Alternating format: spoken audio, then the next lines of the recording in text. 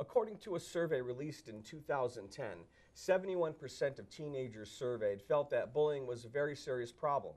Experts tell us that if parents knew how to raise their kids to become bully-proof, the incidence would decrease drastically because there would be less victims for bullies to prey on. One man has made it his personal mission to help teens and adults alike with a solution for making this world a better place to live through acts of kindness and paying them forward.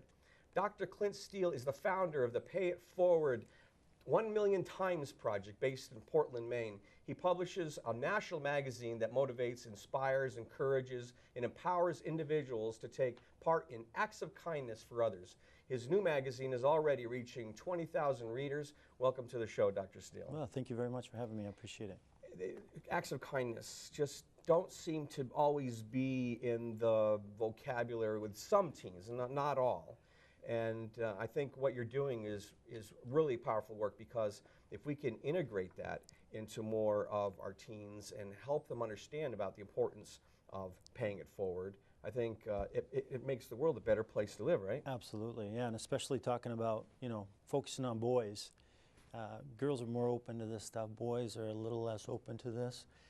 But going in and teaching them how to just open their eyes and open their hearts and looking at what's around them. So many kids today, in today's society, especially with, me, social media, me, Facebook, me, Twitter, me, look at me, what am I doing? They've got this vision like this, it's all about me and my problems. And so when I go in schools and speak, or we write about it in the magazine, we just get people to open up, open up their vision and look at what's going on around them, Look behind them when they open a door, or when they're going through a door, and seeing if someone's behind them, and take that extra second to hold it open for someone, or someone drops a book, go over and help pick it up. Simple things like that really make a difference. My favorite Pay It Forward is at the coffee shop. When you go through a drive-through, and the person at the window already knows how much the person behind you, their bill is. And it's so cool to tell the person, the staff member at the window, to say, you know what, I'm paying for the person behind me, right? Is that a classic one? That's absolutely. One that I really love that you can get your kids involved in, drive up to a toll booth, and instead of stopping, if this is my driver's window, I'm going to pull up to the next window behind me, my kid's sitting behind me, or the child sitting behind me, and give them the dollar bill, give them the $2, whatever, and they get into it. Say, you know what, I'm going to pay for the toll for the person behind me. And that's just a simple way to get your kids involved. And I have parents coming to me saying, my kids love it. We go through a toll booth now. They have to do it, And that's just part of it, is making the world a better place. And parents looking for ways to get their kids involved in activities like that. And I want to ask you some more about that, what parents can do. But before we do, tell us a little bit more about your Times 1 Million project. Basically, last year, I decided I wanted to do something big. I just wanted to make a difference. A few years ago, I was depressed, barely able to function on a daily basis, and the thing that really pulled me out of the depression was I started writing letters to people in my life for whom I was grateful, and that started pulling me out of a depression. But more than that is oftentimes I would drop these in the mailbox. Oftentimes 3 or 4 days later, I get a phone call from these people, sometimes in tears, just saying, I can't believe I got this in the mail. This is amazing, it changed my day, it changed my week. And I thought, this literally took me 10 minutes, an envelope, a stamp, and a letter, and I changed this person's day. And it was making me feel better about myself and my life and taking the focus off all my negatives. So I said, you know what, I gotta change what I'm doing, and I just gotta help more people understand this. Whether you're depressed, whether you're loving life, whatever, it just improves your life to be able to go out and help others, intentionally go out and look for ways to help others. The one that I love to share is when we take the time to pay compliments to people. I walked into a pharmacy, and there was a young lady behind the counter, and she probably was like 16, barely 16, 17, probably her first job. She looked really nervous. And I bought a product, and I had taken my money out, ready to pay for it, and she goes, sir, if you look, there's a coupon there. If you tear it off, you're going to save, $5. And I'm like, thank you for doing that for me. Yeah. So on the way out of the store, I grabbed one of those comment cards, and a couple days later, I was in my office, and I filled it out and mailed it in. Well, the company did something with her because her mother tracked me down, actually called my office and said, crying, you don't know what you did. Yep. By sending that comment card, because people complain all the time, but we don't take the opportunity to acknowledge when people do good stuff, Absolutely, right? Absolutely. Yeah, you go to a restaurant, you call for a manager to come to your table, what's everyone thinking? Uh-oh, something's wrong. But you call a manager over and you got a 17-year-old, 18-year-old, waiting your table, and you say, you know what, I just want to tell you what a great job this person's doing. You know how far that goes? That's amazing to people, and especially in today's negative society.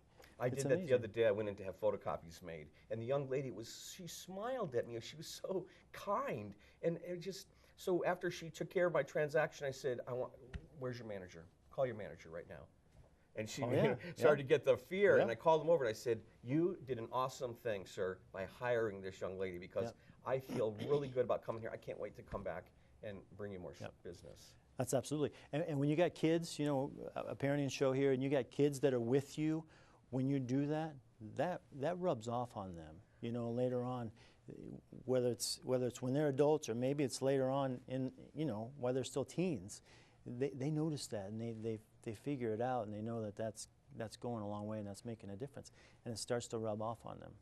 So I want to make sure that that my crew puts the website on the screen for more information. So. What about your program? What else are you doing with that? You got a magazine. Yeah, we have a magazine that goes out to about, it's now actually up to 26,000 people around Portland, Maine. We're looking to take that national.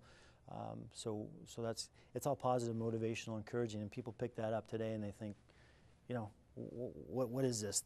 Positive news? It's like the Young Cola, the 7-Up of publications. So we got that. We're going into schools on a regular basis with our wristbands, Pay It Forward wristbands that have tracking codes on the back of them. Kids get 2 of them, one to wear at school with their school colors to remind them to be kind on a daily basis, and then one for them to actually go out into the community and pay it forward and perform an act of kindness. And then people can go and they can track that, leave comments on what a difference that's made in their day. And then 3 or 4 months later, those kids can go back to the website and see what their act of kindness did, and makes a difference. That's the issue today with bullying, with alcohol, with drugs, is the self-esteem of kids today. They don't understand the power they have to make a difference. And once they understand that, once they understand the fact that that one person, they make a difference. They can go out and they can change someone's day by being kind to them. You know what that does to their self-esteem and their self-worth, their self-confidence? They don't need to bully kids anymore. They don't need to turn to drugs. They don't need to turn to alcohol, because they feel good about themselves because of who they are. And I think when that happens, when we actually participate in acts like that, physiological changes happen in the brain, in the body. We feel different. And what I tell parents is, when your teenager does enough of that stuff, it actually starts to build them to become bully-proof. Because the whole secret to being bully-proof is, if I feel good inside, nobody can knock me down. Absolutely. It's all about self-confidence and self-worth. Yeah, you can call me baldy all you want, but I know who I am. You know what I mean? But if I didn't have a good self-confidence, good self-worth, you call me bald may mess with me, and I may say he's bullying me, whereas you may be just joking around. I'll joke back. You know what I mean? That's exactly right. So parents, tips for parents. One is to set an example in front of the children. Do it. Not only for the act of doing it, but do it because the kids are watching or listening. What else could we suggest? Yeah, get them involved. Get the kids involved. I was at the airport one day. My 11-year-old, at the time he was 11, and we saw a gentleman in his fatigues, getting ready to go buy breakfast. We were like 10 people in line. We were at the end. And I said to my son, I gave him a $20 bill. I said, run up and pay for that guy's meal. Just tell him thank you for your service. And I'm thinking, he's not going to do it. And I gave him the money, and he ran up there, and he did it. And that guy came over, and he shook his hand, and he shook my hand. And it was just an awesome moment. And that's gonna make a lasting impression on him. So get your kids involved in doing this stuff at a toll booth, simple things. Teach them to open the door for someone, anyone. Get up out of your seat when a lady's there, or an elderly person's there, and they don't have a seat. Teach them to get up, and that's what it's all about. That stuff sticks. When they're 12, 13, 14, 15 years old, that stuff sticks in their mind when it happens over and over again. So when they become adults, then they're going to teach their kids, and they're going to continue to perform acts of kindness and pay it forward themselves. Yeah, it sure does. And like I said, it just feels good. They're going to tell their friends about it. The more that we do that, the more we feel better about it, knowing that we're raising a generation that's going to be focused more on helping and paying it forward to help people out. I think you got an awesome mission, Dr. Steele. Thank you very much. And I know that I received the message to potentially contribute to the magazine, so I look forward to possibly doing that, writing some columns or some articles. Absolutely, yeah, that'd be awesome. Contribute to it, and I'll spread the word myself. So thank you so much for coming in. Yeah, thank you very much for having me. I appreciate it. One hurdle to getting more teens paying it forward is understanding the fundamental causes of youth violence. Now, my next guest has some interesting insight into what's causing it and what parents can do to reduce it in their homes. Now, you're going to want to hear what he has to say, so don't go away. We'll be right back after this short break.